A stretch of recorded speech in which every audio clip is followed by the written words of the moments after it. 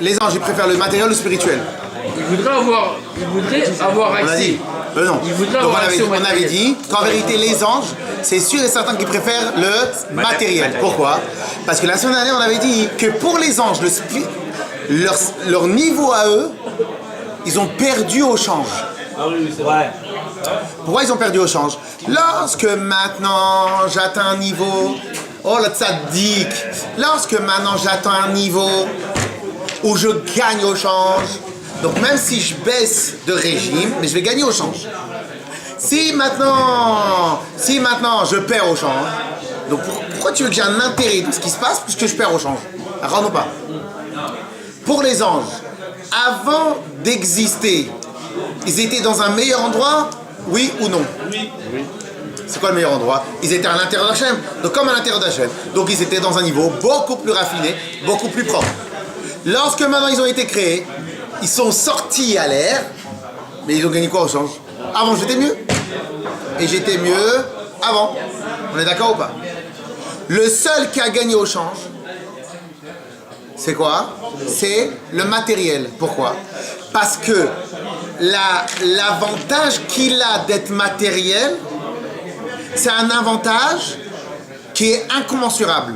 Que nulle part ailleurs dans toute l'existence n'existe l'avantage du matériel. À une fin spirituelle. Ok? Un exemple plus simple. Donc, tu as le chercheur en théorie, le chercheur dans le business, le chercheur dans l'intelligence. Il vient, il cherche. Lui, il reste que dans le domaine de la recherche. Pour lui, il n'y a pas de différence si je cherche dans le domaine de la NASA, je suis dans le domaine de la recherche.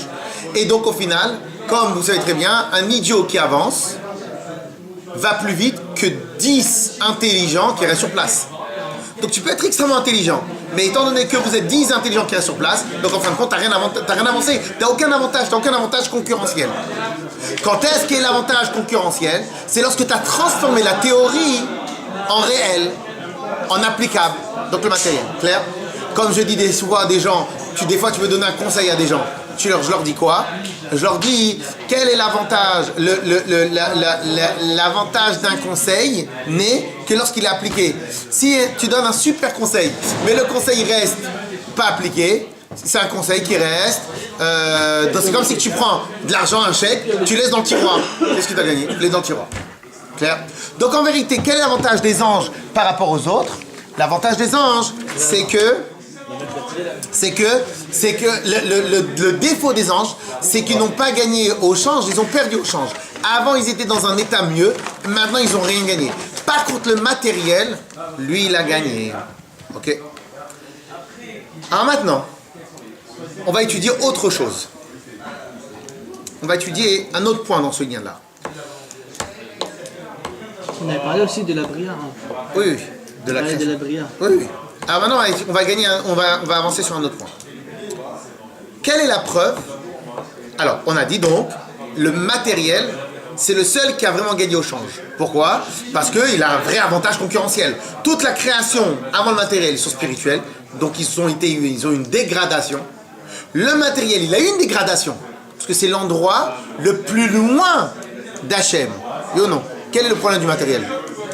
Quel est le problème du matériel? Le problème essentiel du matériel, c'est qu'on est complètement voilé, la présence d'Hachem est voilée. Donc le problème du matériel, c'est qu'on n'aime pas le matériel. Parce qu'en vérité, où il est Hachem dans ce verre de café? Il n'est pas là Hachem. Lorsqu'on fait la bracha, ok, toi tu veux faire la bracha, mais tachlis, tu ne le vois pas. On est d'accord? Donc le grand problème du matériel, c'est le voile sur la présence divine. On est d'accord ou pas? Très bien. Mais qu'est-ce que vient nous apprendre la chassidoute? C'est que Dafka, la création du matériel, exige les compétences les plus élevées d'Hachem. Et la création du matériel ne peut exister qu'à travers les plus grandes compétences d'Hachem. On ne va pas dire le terme compétences, les plus hauts niveaux d'Hachem. Donc en vérité, pour fabriquer une table, j'ai besoin de quel niveau d'Hachem? Non pas le niveau qu'il a besoin pour fabriquer un ange. Non pas le niveau qu'il a besoin pour fabriquer le plus haut monde qui s'appelle Hatzilut. Ni pas besoin du niveau pour fabriquer Abriya, Yetzira, Asiya. Tous ces niveaux-là, ne sont pas fabriqués, on n'a pas besoin de la compétence du patron. La compétence du patron, elle est demandée uniquement pour le matériel. Okay. Pourquoi? Parce qu'on pourrait dire que là, tellement, pour réussir à fabriquer quelque chose qui est tellement loin d'Hachem, il n'y a que Hachem qui arrive à être quelque part et s'effacer de l'endroit où il est. Il n'y a que Hachem. Comme il n'y a que Hachem qui peut être quelque part et s'effacer de l'endroit où il est, le reste on ne peut pas. Partout dans les autres endroits où Hachem se manifeste, c'est des petits niveaux d'Hachem. Ça c'est en gros. Ok? Ça c'est en gros. Le rabbi va nous amener à une preuve de folie. Ok? Quelle est la plus grande gava qu'un homme il peut avoir? Le truc. Quelle est la plus grande gava qu'une personne il peut avoir? Ils disent que tout est grâce à lui. Oh, Khazak! Khazak! Bravo monsieur, bravo! La plus grande gava d'une personne, c'est quoi? C'est moi. Le numéro 1 de la gava, l'orgueil, le numéro 1 de l'orgueil, c'est moi. Le numéro 1. C'est pour ça que chez les chassidim, même le jeu, il était interdit. Débrouille-toi. Dis-lui, fais ce que tu veux, débrouille-toi. Le jeu, il est proscrit. Parce que même si le jeu, c'est, comme vous connaissez l'histoire avec le Maguid de Mezrich, non pas le Maguid, avec des élèves du Maguid de Mezrich, c'est une fois, quelqu'un est parti chez son ami, les élèves du Maguid de Mezrich, c'était tous des géants, il tape à la porte. C'est qui? C'est moi. Comment tu dis? C'est moi. Pourquoi? Parce que l'autre, tu attends que l'autre, il reconnaisse ta voix. C'est moi. Il ne répond pas. C'est moi. Il répond. Mais c'est moi, il y a un quel. Il ne répond pas. Et à la fin, il n'en comprend pas. Tu me laisses dans le froid. Il lui dit, mais on était ensemble chez le Maguid. Et le Maguid nous a appris qu'il n'y a pas de ir, il n'y a pas de moi. Ok? Pourquoi il n'y a pas de moi? C'est pas grave de dire à quelqu'un, c'est moi. Allô, c'est qui? C'est moi. C'est grave de dire c'est moi. Ir, il n'y a pas. Tu enlèves le moi, tu enlèves le jeu. Clair? Pourquoi tu enlèves le jeu? Parce que le jeu est le début de l'orgueil. Quand il dit on, quand il dit nous, quand il dit truc, ben c'est que tu parles de toi, mais t'as pas dit je. A contrario, donc, le top de la gava, c'est quoi? C'est je. Moi, c'est moi. Comme il y a marqué dans la page, dans la Haftara, et que, comme ça, c'est Rav Chassidut, quel est le grand Yetzara, le grand gava de Pharaon? Li Yehori vani asitini. C'est moi, à moi le fleuve, c'est moi qui l'ai fabriqué le fleuve. Ok? Très bien. Donc cela veut dire que d'un côté, quel est le plus haut niveau d'Akadosh Baruch Hu? C'est le niveau où Hachem dit c'est moi. On est d'accord? Donc ce niveau-là, c'est le niveau qui dépasse tous les autres niveaux. C'est le plus haut niveau, c'est je, moi, le moi de Hachem. Ok? Le rabbi va nous dire comme ça. Quelle est la preuve que la création du matériel est fabriquée directement par l'essence même d'Hachem, le plus haut niveau d'Hachem? C'est parce que le réflexe humain est un réflexe de je. Il n'y a aucun être sur Terre qui dit je. Même les animaux, ils pensent à la subsistance de l'espèce. Les anges, ils pensent pas, il n'y a pas de je chez les anges. Les anges, ce ne sont que des shluchim. Les anges, ce ne sont que des messagers. Les anges ne sont rien du tout. La seule créature sur Terre qui ose dire le je, c'est l'homme. Le seul créature sur Terre, le seul endroit sur Terre où il y a le principe de l'acquisition, l'acquis, l'orgueil, le moi, la propriété, puisqu'on avait dit qu'un des principes de base de la Torah au shiur de Hanouka, vous vous rappelez quand on a dit qu'un des principes de base de la Torah, c'est le respect de la propriété. Pourquoi? Maintenant vous comprenez un peu mieux l'histoire. Comme la propriété est le grand Yetzirah de l'homme, et le grand Yetzirah de la création, c'est lorsque maintenant je considère que quelque chose est à moi, comme ça c'est le grand Yetzirah, donc tous les 10 commandements ils se focalisent sur l'union de la propriété. Pour te dire qu'en vérité, au final, pour que tu apprennes que la seule propriété c'est Hachem. Bien le rabbi nous dit, d'où tu sais que la création, un truc de fou, d'où tu sais que la création du matériel provient directement des plus hauts niveaux d'Hachem, parce que de la même manière que le top d'Hachem c'est quoi? Ani me'atzmuti. Alors je suis obligé de prendre une parenthèse.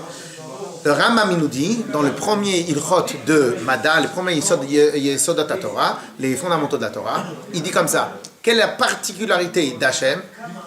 Tout est de lui, et lui ne dépend de personne. Ça, c'est la particularité de Dieu. Que tout est de lui. Si lui n'est pas là, il n'y a rien qui est là. Et si rien n'est là, lui, il est encore là. Dieu est le seul qui est totalement indépendant. Nous, on est tous des interdépendants. Ça, c'est Hachem. Qu'est-ce qu'il a réussi à mettre dans nos gènes qui coulent dans nos veines? Un enfant, dès qu'il grandit, l'autonomie. Un enfant, dès qu'il grandit, il dit « je », c'est à moi, ne touche pas, etc., etc. Le réflexe humain, c'est le réflexe de l'acquisition. Le réflexe humain, c'est le réflexe de la propriété. Le réflexe humain, c'est de dire « je, c'est moi, je suis le plus fort, c'est moi ». Pourquoi vient chez toi ce réflexe-là? Parce que qui t'a créé? C'est celui qui est ça. Comme l'empreinte qui est, et c'est pour ça qu'il y a marqué que l'homme a été créé à l'image d'Hachem. Comme l'empreinte que Hachem t'a laissée, c'est l'empreinte du Créateur. Et le Créateur, c'est le seul qui dit « je suis de moi-même ». C'est pour ça que l'empreinte qu'il a laissée sur toi, c'est « je suis de moi-même ». Yes? Yes? J'espère que je me suis bien exprimé. Le rabbi, à part maintenant, il y a plein d'autres explications sur ce lien-là, il y a plein d'autres dans d'autres mamarim, mais je vais me concentrer sur ce que le rabbi dit. Le rabbi il dit ici, parce qu'il y a plein de choses qui disent la même chose, mais je préfère dire les mots du rabbi. Donc qu'est-ce qu'il nous dit le rabbi? Il nous dit, quelle est la preuve que le Etzem, l'essence de Dieu, se trouve Ikar Shechina Betartonim, l'essence de Dieu, l'essentiel de la Shechina, il se trouve dans le monde, ici dans le matériel. D'où c'est la preuve? La preuve provient de l'empreinte qu'il a laissée. Puisque l'empreinte qu'il a laissée est une empreinte de « je suis », puisque c'est le réflexe de tout le monde, on se bat toute la journée pour enlever notre orgueil. Okay? Donc puisque l'empreinte qu'il nous a laissée, vous savez, même dans l'informatique, dans les tableaux, tout, n'importe quel créateur, il a son empreinte. Une empreinte que tu peux reconnaître la nature du créateur, la nature de la personne, la nature. Dans tout ce qu'on fait, on lance une empreinte. Que tu veuilles ou que tu veuilles pas. Comme l'empreinte de ce qu'il a laissé Dieu, c'est une empreinte où on a tous un réflexe de je suis. Cela veut dire que qui est notre créateur? C'est je suis. Le créateur des anges, c'est pas je suis, c'est Atzilut, Bria, Yetzira, Sovev Kolalmin, d'autres niveaux de Kabbalah qu'on va étudier après. Mais c'est pas l'essence. L'essence, c'est Ikar Shechina, c'est l'essentiel d'Hachem. L'essentiel d'Hachem, la pensée d'Hachem, elle se trouve là. Ok? D'où tu sais que l'essence d'Hachem se trouve dans ce monde-là? La preuve, tu la tires d'où? De ta réflexe à toi naturel. Le réflexe d'un être humain, c'est de dire les mêmes mots que Dieu, lui, il les mérite. Ki gaoga, comme ça est marqué dans Rashi. C'est quoi Ki gaoga asus verochvor amavai? Rashi nous dit, parce qu'en vérité, parce que Hachem, c'est le seul qui peut dire, c'est moi qui fais les choses. Quand quelqu'un, il se la joue parce qu'il a gagné plein d'argent et tout ça, il se la joue. Ah, je suis bon dans le business. Mais en vérité, c'est un fou. Parce que les routes, c'est lui qui les a fait. Les télécoms, c'est lui qui les a fait. Les infrastructures, c'est lui qui les a fait. Système informatique que tu utilises, c'est toi qui l'as fait. Qu'est-ce que tu as fait, toi? Tu as utilisé tout ce que les autres ont fabriqué et tu as juste passé un coup de fil à lui. Tu dis, est-ce que tu veux acheter cette voiture? Et tu es content quand tu l'as vendue. Et tu crois fort parce que tu as vendu. Espèce de fou. Surtout le système, même l'électricité qui alimente ton téléphone portable, c'est même pas toi qui la fabrique. Même le fil, c'est pas toi qui l'as fabriqué. T'as fait quoi, toi? T'as pris tout ce que les autres ont fabriqué, t'as passé un appel. C'est tout ce que t'as fait. Par contre, Hachem, qui gaoga, lui, mérite vraiment les louanges. Pourquoi? Et il fait tout jusqu'à la fin. Donc, ça veut dire, toi, en vérité, dans ta grande route spa, tu as le réflexe de dire « je suis bon », alors que tu fais rien. D'où tu apprends ce réflexe-là? Ce réflexe-là, tu l'as parce que Dieu, il a laissé une empreinte à l'intérieur de toi. C'est quoi l'empreinte qu'il a laissée? Comme lui, il est le seul qui gaoga, qui peut vraiment dire « je suis », et c'est lui qui s'est investi dans ta création, il a laissé un peu de ses gènes à l'intérieur de toi. Les gènes absolus d'Hachem, c'est qui gaoga, je suis celui qui est, je suis le fabricant de tout, je suis le début et la fin de tout. Donc lui, c'est parce que c'est le Emet chez lui. Comme il t'a créé à son image, c'est lui personnellement qui s'est investi dans ta création, dans la création du matériel. Donc il a laissé à l'intérieur du matériel, c'est un peu de ses gènes à lui. Et comme grâce à cette logique humaine incorruptible ou je sais pas absolue, c'est une des manières comment le rabbi veut prouver que Ikar Shrina Betartoni Maïta, que toute la pensée d'Hachem, l'essence, la résidence principale d'Hachem, c'est ici.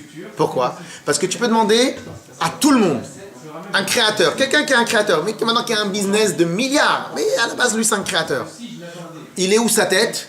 Il est dans le bureau des designs. Si lui c'est des designers. Si lui c'est un créateur de nature, elle est où sa tête? Elle est dans le designer. Si c'est un programmeur de nature, il va passer où ses journées quand il s'ennuie? Chez les mecs qui font les programmes, les développeurs. Si dans sa nature à lui, c'est la vente, il va passer où ses journées quand il n'a rien à fiche? Chez les vendeurs. Là où ta nature elle est, c'est là où tu passes ton temps, c'est là où ta tête elle est. Oui ou non? Donc qu'est-ce qui se passe? Donc là où Hachem permission de s'enorgueillir. Parce qu'en vérité l'employé va dire quoi? Si le patron il s'enorgueillit, l'employé va dire quoi? Mais si moi j'appelle pas les gens, tu fais quoi toi? Okay? Donc en fin de compte, chacun a l'intérêt et chacun a une honneur. Après que le patron c'est fondateur et celui qui va à 100% de sa société fait ce qu'il veut, après truc. Mais c'est pas parce que j'ai 100% de la société que je suis orgueilleux. Bon, en tout cas, a priori, l'orgueil, on n'a aucune raison d'être orgueilleux. Bien que c'est seulement dans sa sensation, donc c'est pas vrai. Mais comme écoutez bien la force de ce que le rabbi dit, le fait qu'il a cette sensation, qu'il a cette imagination, d'où moi je peux avoir un réflexe. Vous savez, une des choses, et je dis tchic-tchac, une des choses, comment certains rabbinim, ils voulaient prouver que Dieu existe, on n'a pas besoin de ça, mais c'est comme ça, ils disaient le fait d'avoir inventé la notion de Dieu.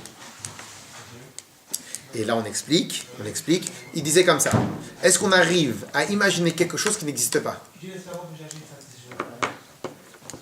Personne sur Terre n'arrive à imaginer quelque chose qui n'existe pas. Personne. Même quand dans les dessins animés tu fabriques des monstres avec des longues dents, ben les dents, ils existent partout. Tu fabriques les monstres avec des yeux fins, mais le chat il a des yeux fins. Qu'est-ce que t'as fait? T'as pris un œil ici, t'as pris un œil truc, et après tu mets de la musique pour que t'aies peur. Mais t'as rien inventé de nouveau. Si maintenant t'as rien inventé de nouveau, comment ça c'est que Dieu on l'a inventé? Parce qu'il existe. Ok? En d'autres termes, pourquoi je ramène cet exemple-là ici?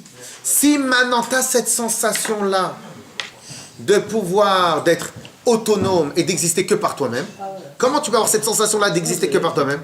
C'est parce qu'il y a quelqu'un qui t'a mis dans toi, dans tes gènes, cette sensation-là. Et qui a la capacité de te mettre dans tes gènes cette sensation-là? Celui qui a vraiment cette sensation. Donc Hachem. Parce